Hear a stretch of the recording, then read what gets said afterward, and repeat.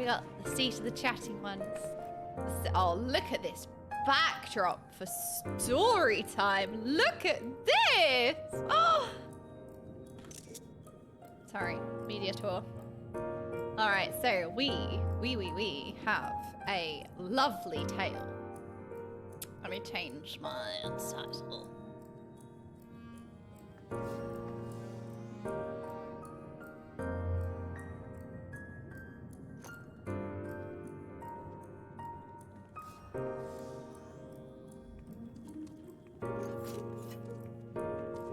Okay, actually no. Tales from the Shadows. So this one is called Through His Eyes.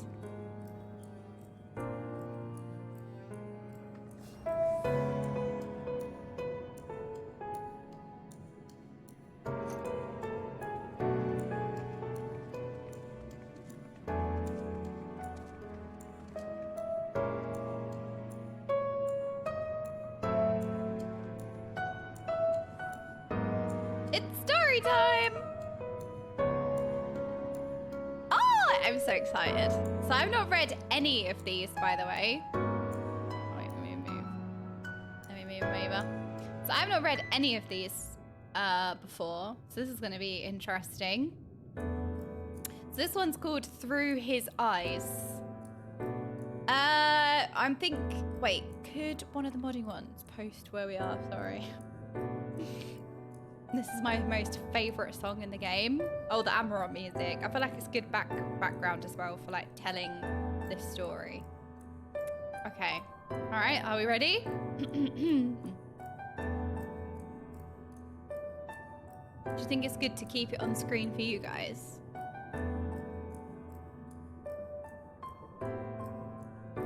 Aha, thank you, Sinus. So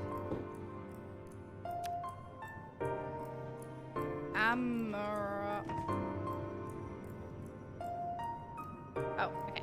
Awoo was on it. Thank you, Awoo. Think it's good to have it on screen?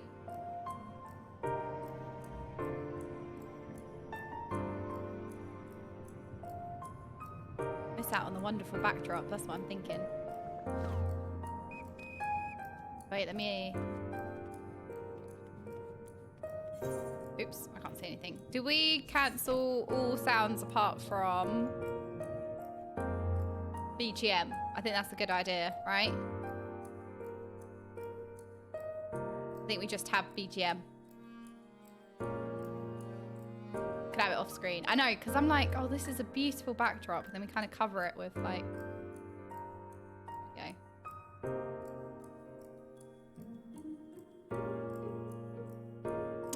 This looks nice. All right. So through his eyes. Once upon a time, in a time long forgotten, men and gods were one and the same. And upon the star that was their home, men ruled supreme over the corporeal world, within and without which existed an ethereal realm. Throughout the ages, this realm has been called many names, but in the beginning, it was known as the underworld, the place to which departed souls returned. As water flows to the sea and rises to the sky before raining upon the land once more, the underworld was a fundamental part of the circle of life. And for this reason, it was regarded at once with familiarity and reverence by men who, despite their godlike powers, could not claim dominion over it. Wise though they were, they could catch only fleeting glimpses of the realm, channel but a slither of its power, and do naught to control its ceaseless flow. However, among those who abided in that age, there were a chosen few who possessed an affinity with the underworld, and among their number, one stood tall. Another idyllic evening had descended upon Amarant. Citizens strolled carelessly along the streets of the gleaming capital, identical black-robed figures bathed in gentle torchlight. Some would while the night away in agreeable company, Others retire early to their beds. The illumination served equally well for both.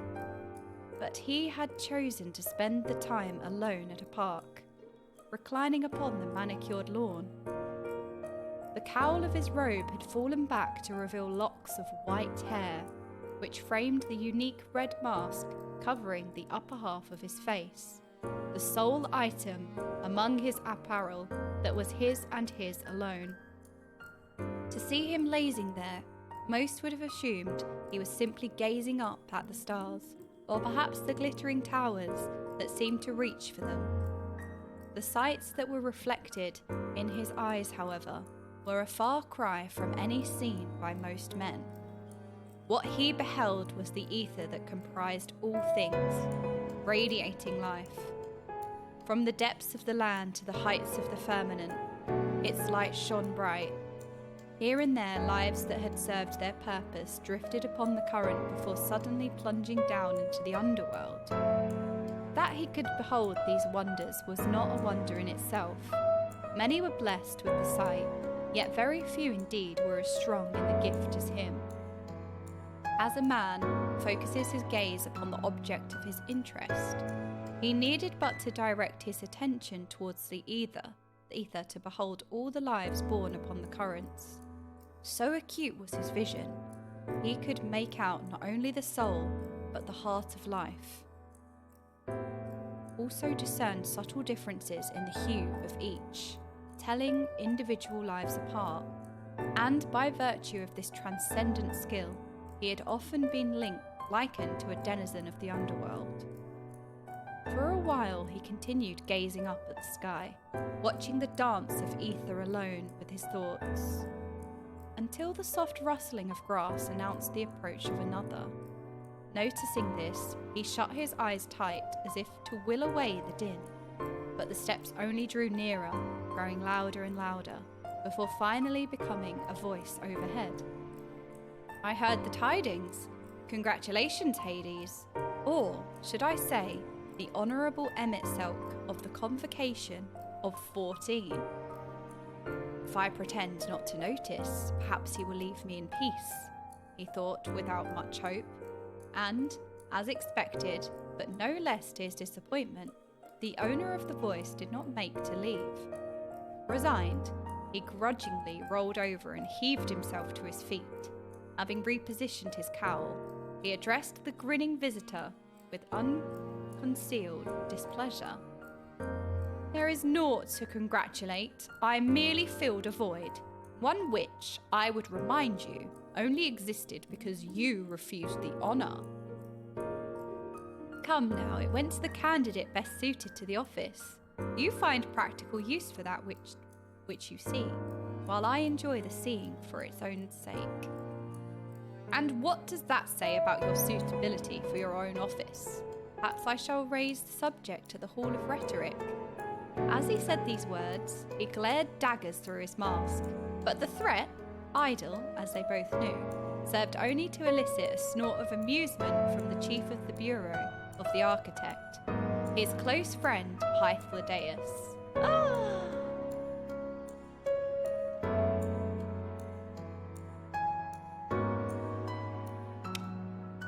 Is the background music loud?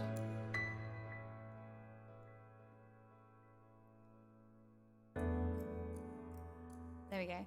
I don't know why it was so loud. I feel like sometimes some of the zone music is quieter than others. I feel like the Amarok music is definitely louder than other zone music. Okay.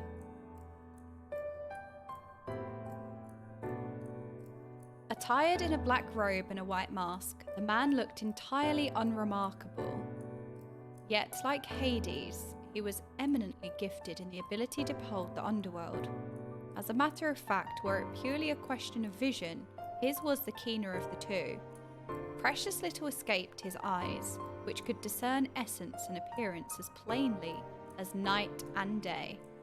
This made him amply qualified for the highest office of the Bureau of the Architect, the institution which oversaw the creation of concepts, and, incurably smug, Irked by Hythlodaeus' unshakable good cheer, he snapped, "Was there something else?"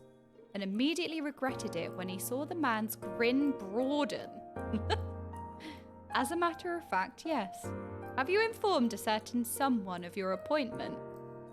Hardly necessary. The memorandum will see to it, if the gossips in the street haven't already. News pertaining to the 14 is wont to spread quickly. Were you to ask my opinion, I would tell you such a momentous message warrants a personal delivery. Shall I ascertain our friend's whereabouts? It will take but a moment. I did not ask for your opinion, nor less your help. I understand you have pressing tasks, and would not keep you from them. For the first time since Hythlodaeus arrived, the grin faded from his lips, the tilt of the man's head all but asking how Hades could have known. And though he was certain he would regret answering the unspoken question, in the end he found himself yielding to the interminable silence. With a sigh, he continued, "A short while ago you received a visitor from the words of La Habrea. This invariably means you have been tasked with an inspection of considerable import, and by rights should not have time to spend in idleness. That you should seek me out at such a juncture suggests you have a consultation, or, the mind boggles, a request." For a moment, Hythlodaeus said nothing, as if mulling over the words. Then his shoulders began to shake with laughter. You know, this is so wonderful to read after we've seen them in Elpis. Like, their banter and their friendship. "You wound me, old friend. I merely chanced to notice you lying here, and wished to offer my congratulations." As he continued, his voice took on an impish tone, "And I dare say, given your new responsibilities, you've even less time than me to spend in idleness. Of course, you were never one to rouse yourself, save when you deemed a matter worthy of your attention." Though said in jest, the uninvited observation did not improve his mood. "You have offered your congratulations," he said testily. "If there is naught else, I shall be on my way." Seeing him turn to leave, Hythlodaeus hastily changed his tone. "Wait, as you say, I have a consultation for you, and a request. Will you not hear me out, most eminent Emixelk?" "An immortal bird?" Hades repeated as they made their way through the restricted area of the Bureau of the Architect. Hythlodaeus nodded. "To be precise, it is not a living being, but magic woven in the likeness of a bird. One possessed of puissant healing powers, and as befits a masterwork of the words of La Habrea, it is a thing of beauty." "I don't doubt it. So what, then, is the problem?" "As I said, it's not a living being. The concept proposed was a magic in avian guise. With this in mind..." Hythlodaeus stretched out a hand to the enormous gate that stood before them. Soundlessly, towering doors swung open, and Hades found himself wincing at the ear-rending cry that emanated from within. Furrowing his brow, he stepped across the threshold to be greeted with the sight of a magnificent bird, its plumes fairly afire, circling high in the vaulted hall. Having marked the creature's undeniable beauty, it took him but another moment to identify the problem. An unmistakable light shining in its heart, his breath caught in his throat. A soul. How? Through their mastery of creation magics, men could weave anything into existence. Anything they could imagine, they could bring forth. Anything, that is, except a soul. As Hades well knew, souls spontaneously manifested within creatures that were born in accordance with the laws of nature. It was a gift from the star itself, long held to be impossible to recreate. No artificial being, no matter how subtly sculpted an image of nature, could come to possess a soul. Such creations occupied a separate classification, known as arcane entities. "There was an accident," Hythlodaeus began. "During the concept's examination, a drifting soul merged with it. A a soul burdened with regret, judging by the being's behaviour. It rages against the pull of the underworld. As he listened, Hades kept his gaze fixed on the creature, which flew about in a frenzy. No sooner would it dash itself against the wall in an explosion of broken feathers than it would heal itself and repeat the grisly feat. This self-destructive dance unfolded again and again, with the creature occasionally giving vent to its overflowing magical reserves, or fury as it seemed to him, as fiery breath. Witnessing the excruciating display, his thoughts poured forth unbidden from his lips. Consumed by the fear of death, it thrashes blindly about. It will know only pain and suffering, and inflict the same upon others. A pitiful existence. Such moving empathy! It's as if you wore the feathers yourself. He waved a dismissive hand. Yes, but what do you intend to do with it? Masterwork or no, we cannot well leave it as it is. There, Hythlodaeus turned to face him. That irritating smile have returned, and again he knew a pang of regret. It is, as it is immortal after a fashion, we here have not the ability to return it to the underworld. Our efforts would only cause it pain. Nay, we require the services of a powerful mage. And I know none more powerful than you. Once more he found himself glaring daggers at his friend, whose grin had become broader than ever. But rather than give him the satisfaction of a complaint, he decided that he would make a debt of it. Without another word, he focused his mind, and as he did, his silhouette wavered and danced. Then all of a sudden, like a shadow lengthening, his form began to as well. Through the thrum of gathering ether, he heard Hythlodaeus remark, "Never ceases to impress me." He knew well what his friend beheld, the unbridled power of the underworld pouring forth into his being. In such moments, he felt as if he was one with its flow. Though mages were plentiful, not even among the rest of the 14 could one find another capable of wielding such power. Ere long, his transformation was complete, and Hythlodaeus was left to crane his neck up at him. "Indeed, there is no better candidate. Allow me to congratulate you again, Emetselk." He let out a quiet breath, a sigh mingled with laughter. Then he faced the bird and set about his task.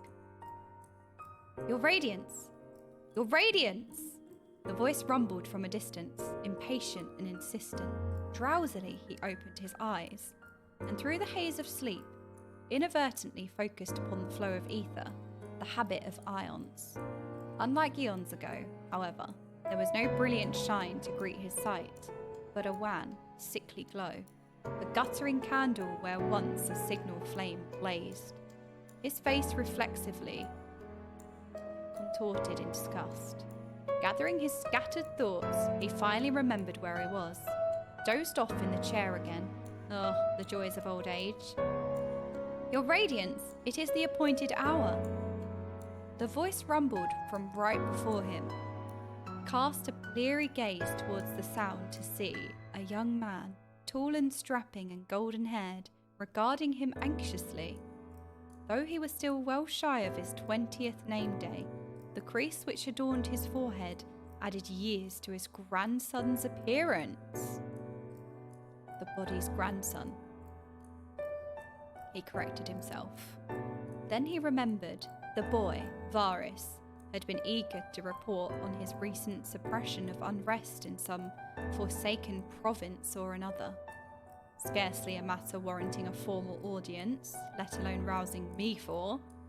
Perhaps the boy had finally scraped together the courage to crow about his accomplishments. Perhaps he was put up to it by ambitious courtiers. Regardless, it was naught but the feeble plotting of malformed creatures. Warily, he hauled himself to his feet and shuffled past the youth towards the door. He had barely taken half a dozen steps, however, when Varys found his tongue. "What is it about me that displeases you so?" He stopped at the unexpected address. Casting a glance over his shoulder, he saw the boy wearing an expression of pure anguish, and in that moment, He looked every bit as young as he was. To let this question spill forth, his frustration towards his grandsire must be great indeed. After a moment's pause, he replied under his breath, "Your body." What? The boy's face was a picture of confusion, but he offered him not a word more, turning away and slowly taking his leave of the room. As he made his way to the audience chamber, a self-deprecating smile rose to his lips. Though Garleans are known for their large frames, the body he wore was by no means exceptional in that regard, nor was that of the woman he took for his wife. Yet their firstborn son was a prodigiously tall and robust specimen, unprecedented even among his kind. As the boy grew, his physique was held in awe and admiration by all, though to him it was a source of great vexation.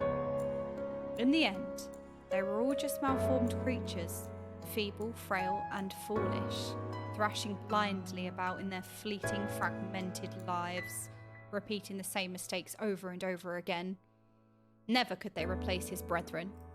Yet in spite of himself, when he cradled the newborn in his arms and stroked that downy hair, he could not help but hope. For what? He could not be certain, but he hoped nonetheless. It made little difference in the end, for his son had succumbed to some absurd illness and returned to the underworld long before his time. Not without leaving behind a legacy, however, a living, breathing, and ever-present reminder of that momentary lapse. At length, his frail body brought him to his destination. He paused before the door, took a deep breath and shut his eyes tight, as if to will away the din. Ooh!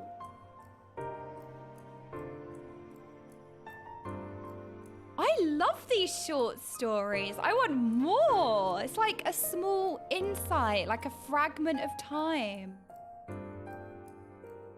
That was so good. So we also have a little animation here.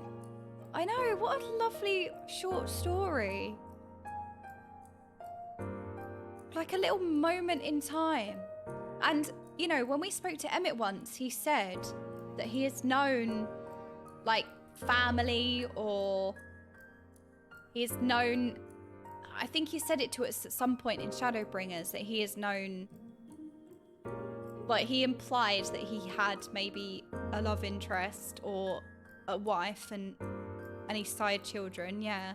So that was really interesting. But we do have an animation here of what we just read in video form. So let's have a little lookies. I think we've watched one of these before. Oh, I'm excited! Yeah, they add a lot of backstory, don't they?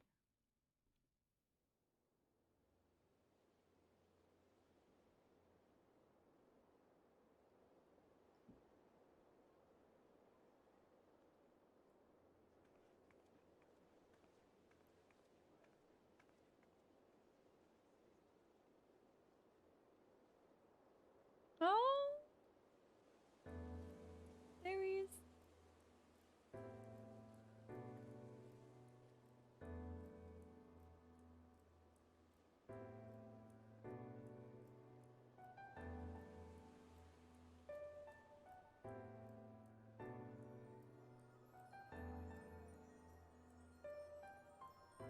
Look at all the sparklies in the sky.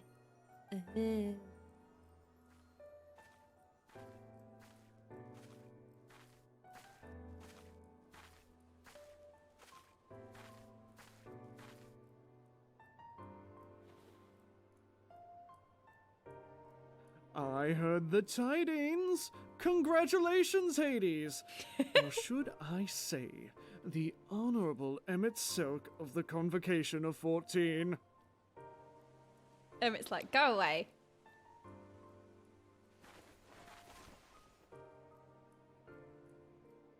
There is naught to congratulate.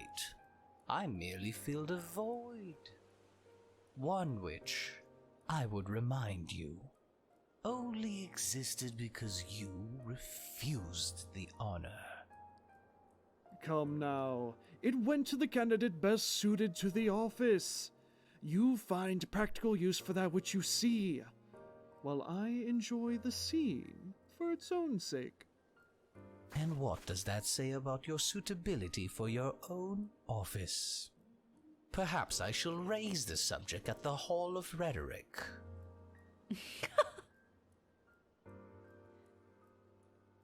The grin! Was there something else? As a matter of fact, yes. Have you informed a certain someone of your appointment? Hardly necessary.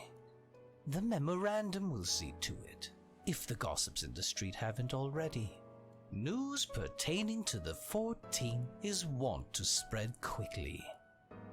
Were you to ask my opinion, I would tell you such a momentous message warrants a personal delivery. Shall I ascertain our friend's whereabouts? It will take but a moment. I did not ask for your opinion, nor less your help. I understand you have pressing tasks and would not keep you from them. This is really A short well done. while ago, you received a visitor from the words of La Habrea. This invariably means you have been tasked with an inspection of considerable import, and by right should not have the time to spend in idleness. That you should seek me out at such a juncture suggests you have a consultation, or, the mind boggles, a request. You wound me, old friend.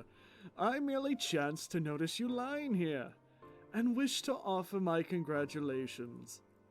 And I dare say, given your new responsibilities, you've even less time than me to spend in idleness.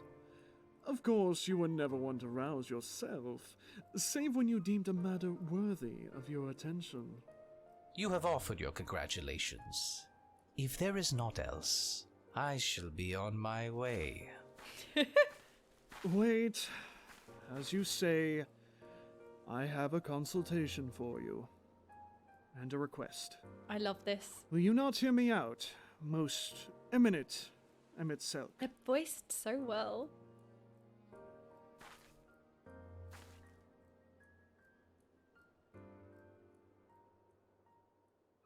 Because this will be before Endwalker and before we go to Elpis, right? This is An immortal Shadowbringers. bird?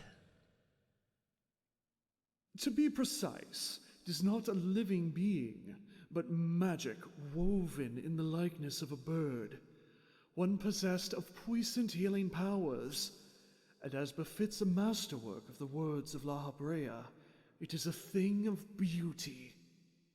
I don't doubt it. So what then is the problem? As I said, it is not a living being.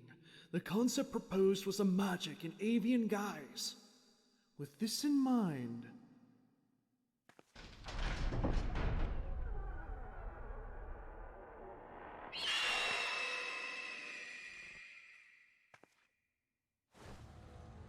Wow. It's so well made.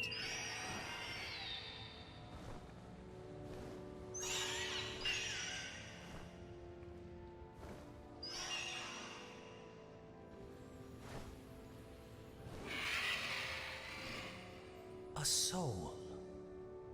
How? There was an accident. During the concept's examination, a drifting soul merged with it, a soul burdened with regret. Judging by the being's behavior, it rages against the pull of the underworld. Consumed by fear of death, it thrashes blindly about. It will know only pain and suffering and inflict the same upon others. A pitiful existence. Such moving empathy. It's as if you wore the feathers yourself. Yes, yes, but what do you intend to do with it? Masterwork or no, we cannot well leave it as it is. as it is immortal after a fashion. We here have not the ability to return it to the underworld. Our efforts would only cause it pain. Nay, we require the services of a powerful mage, and I know of none more powerful than you.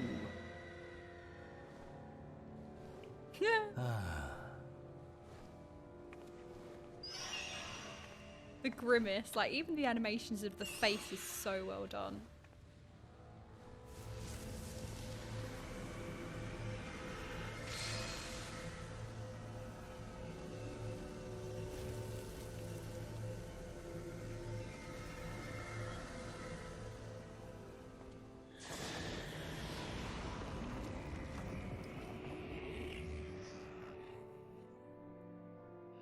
Never ceases to impress me.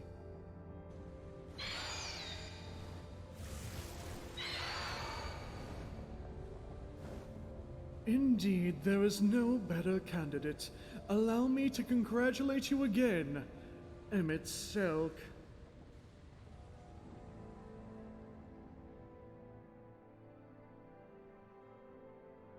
Uh-oh.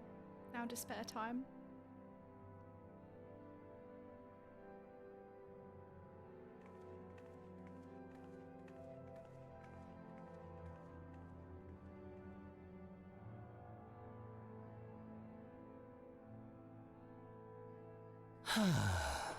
It's really sad to see him in this form now after everything.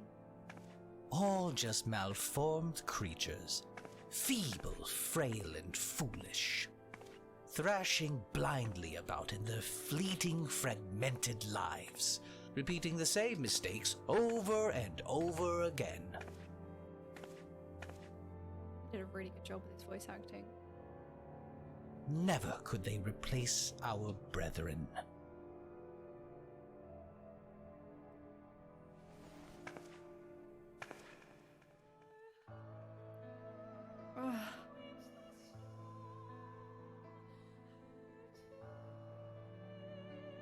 Oh, that was so well made.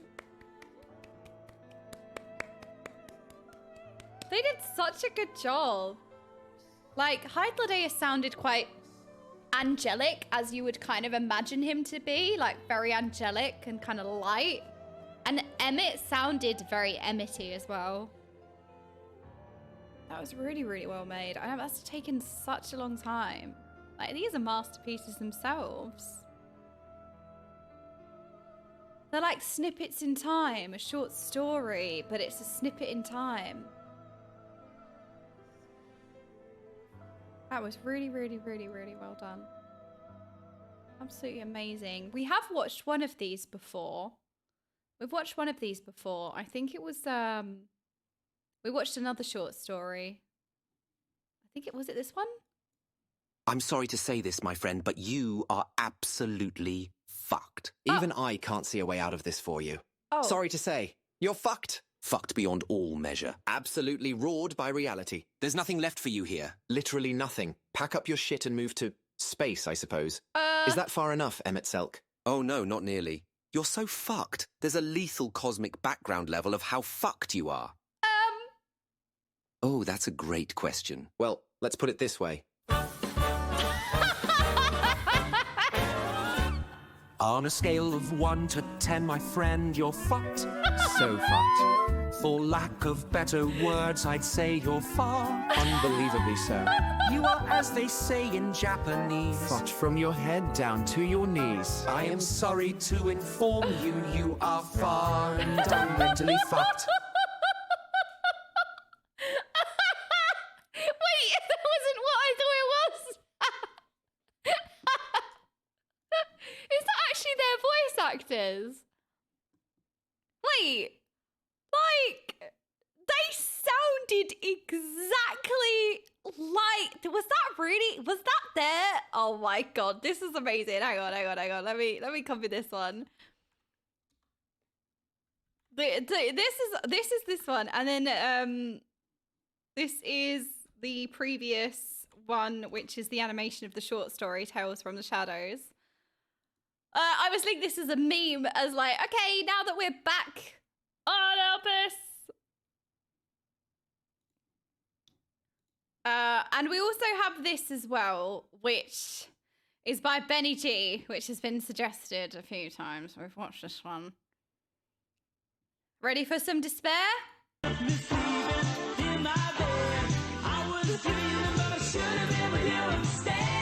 Wake me up.